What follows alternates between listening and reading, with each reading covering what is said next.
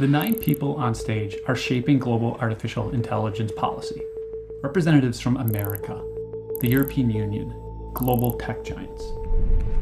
A year ago, the question was how to make AI safely work for people. Now, America's answer is clear. That's optional. The AI future is not going to be won by hand-wringing about safety. I was in the room during J.D. Vance's speech, and it did really feel like a shift in the entire space around AI regulation. Right now, AI systems are deciding who gets medical care, loans, job interviews, often illegally, and no one's watching, which is exactly what the tech industry wants.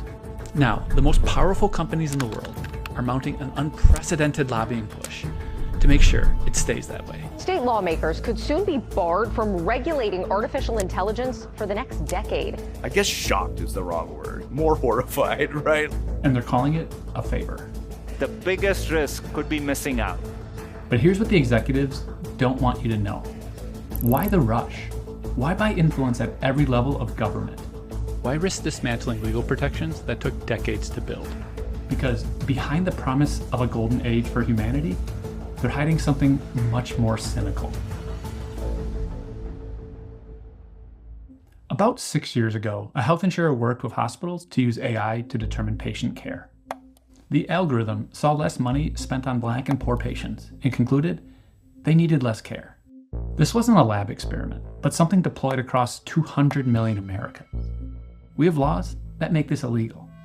In fact, we have a whole bunch of rules to protect people from all sorts of abuse. Antitrust laws to keep powerful businesses in check, protections for consumers and children, rules that keep your medical records private, civil rights, labor protections, equal opportunity, intellectual property. And resting on top of this imperfect foundation is us, society. But right now, companies are using AI in ways that break these laws. And most of the time, nobody knows until the damage is done. Much of what we know is the product of, whistleblowing or investigative journalism or independent research, rather than companies doing their due diligence and making sure that in the first place they're complying with the laws that we already have. That's Sarah Myers West. She previously advised the Federal Trade Commission on artificial intelligence. The way that AI's opacity works is that it makes it harder for us to seek accountability. Artificial intelligence executives tend not to talk about this. Instead, we hear stuff like this. We can cure all disease, we can travel to the stars, we have unlimited power. To be clear, there are some really promising applications of AI, but the biggest ones are in the future. Here's what we know is happening right now. Amazon hoarding recordings of your kids indefinitely? Your biometric data being harvested and sold to police departments? Companies rejecting job applicants based off of facial analysis? Health insurers are accused of using AI to mass reject medical claims. Landlords may use it to collude around rent prices. There's probably more. We don't know because there's no federal laws that require companies to tell us what's actually going on. So that's where the state stepped in. Right now, states like California, Colorado, and some others are considering bills that sort of address AI. Brian Merchant covers technology. He's been watching Silicon Valley's AI push from the beginning. These bills? According to Brian, it's basic stuff. Follow the law, be transparent about AI use, common sense guardrails to ensure AI is subject to the same rules as everything else. Then in May, something changed. Buried deep in Trump's big beautiful budget bill was a provision. Now, the tax bill bans states from regulating AI for a decade. I guess shocked is the wrong word. More horrified, right? It's pretty clear that the end game, if they're successful, is just no rules, no meaningful regulations around AI at all. After weeks of negotiations, Republicans ultimately dropped the ban. Just the fact that the Republicans and Silicon Valley are willing to sort of team up to try to do this, I think is worrying enough, and it's sort of a sign of what's to come. How does an industry manage to exert so much power that it could make it illegal for state and local governments to govern them at all for a decade? Follow the money, and that's really all you have to do. That's Ruman Chowdhury, former AI envoy for the State Department. Used to run Twitter's ethical AI team, past tense, because Elon Musk fired her. Since ChatGPT triggered the current AI gold rush, 5 major tech companies have poured over $100 million into lobbying the federal government. But there's more to it. We talk a lot about lobbying. There are also other ways in which companies influence what happens in the policy space. Major tech companies bankroll academic research, steering the whole field. This was not necessarily maliciously done, right? This comes from the fact that these companies have so much more money than academic institutions. In some ways, they're richer than the government.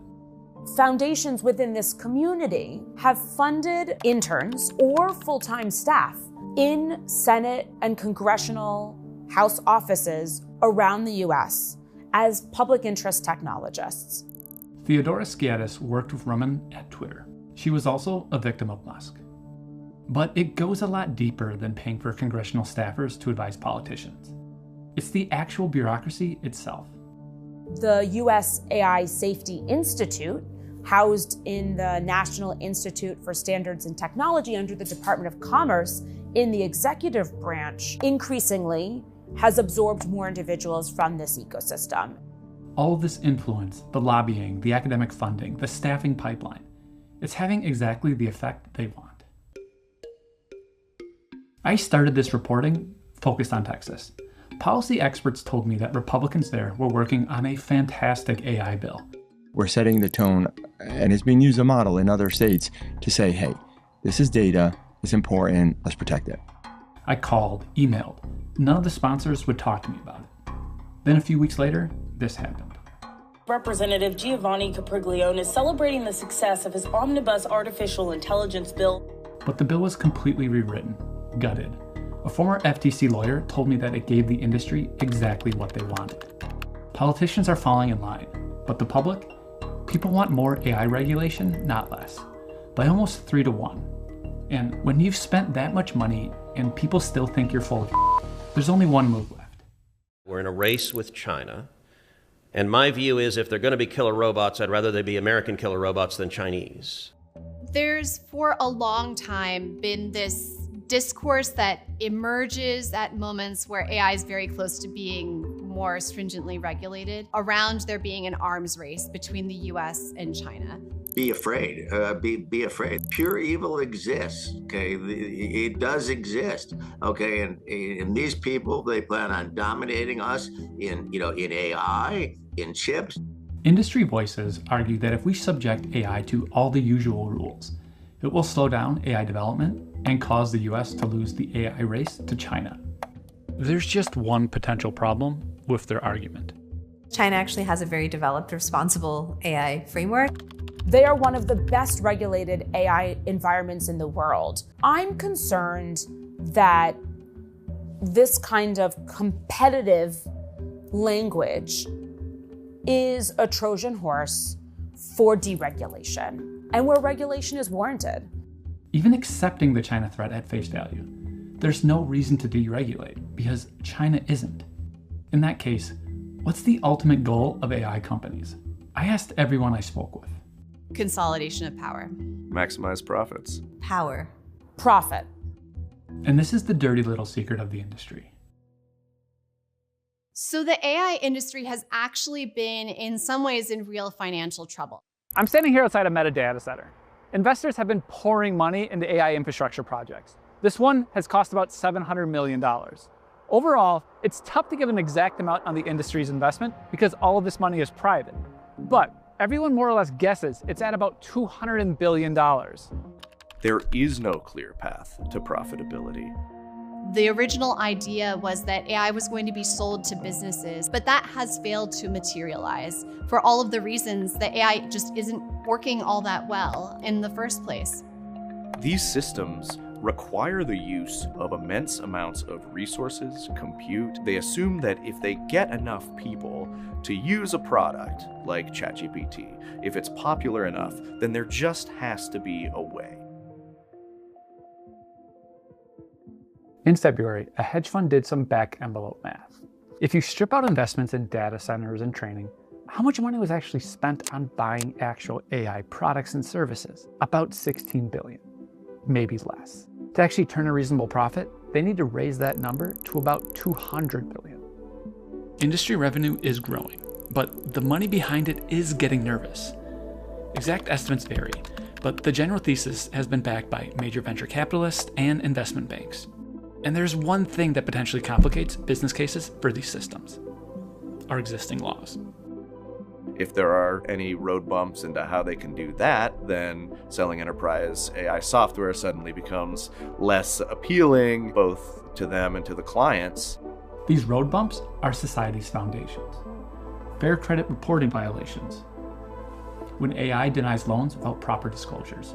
Fraud statutes, when AI systems hallucinate financial results and deceive investors. Equal employment violations, when you weed out candidates from women's colleges. Civil rights violations, when a biased data set doesn't suggest medical care to poor or Black people. And these protections are exactly what deregulation is trying to undo. I don't see how that's good for anybody except for the few firms that are making a ton of profit off of it. But here's the thing about companies that spend hundreds of billions of dollars on products with no clear path to profitability. They try to create their own reality. So a lot of terms are being thrown around by CEOs that sound incredibly impressive. Artificial general intelligence is one. That's a theoretical type of AI that possesses human intelligence and can perform any intellectual task a person can.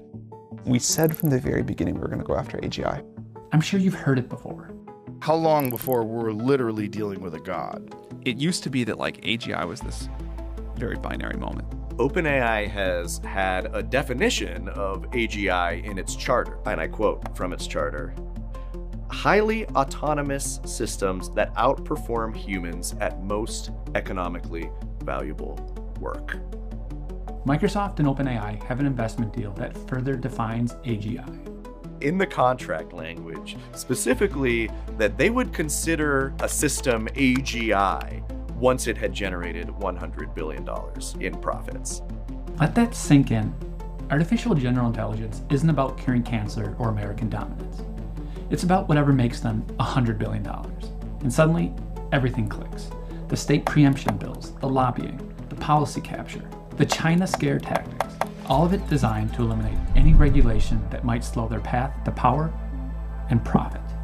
So you just keep that in mind whenever you hear of, OpenAI talking about how it's going to cure cancer or build a technology that's going to benefit all of humanity. This is the aim. It's to build the most potentially profitable, the most business-friendly, the most worker-crushing technology in history. Thanks for watching. Be sure to like and subscribe to our channel. If you have ideas for stories you want us to uncover next, please drop them in the comments below.